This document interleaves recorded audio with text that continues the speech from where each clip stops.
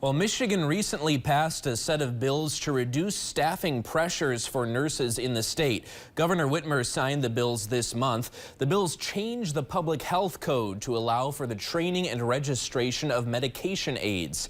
Medication aides administer medicine to nursing home patients, giving certified nursing aides more time to care for patients' other needs. Nursing homes say the legislation will help ease the nursing shortage in the state.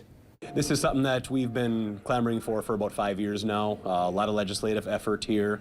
With staff shortages are everywhere across the nation. I think overall the facilities across the state are certainly celebrating, knowing that this is one way of alleviating the staff shortage.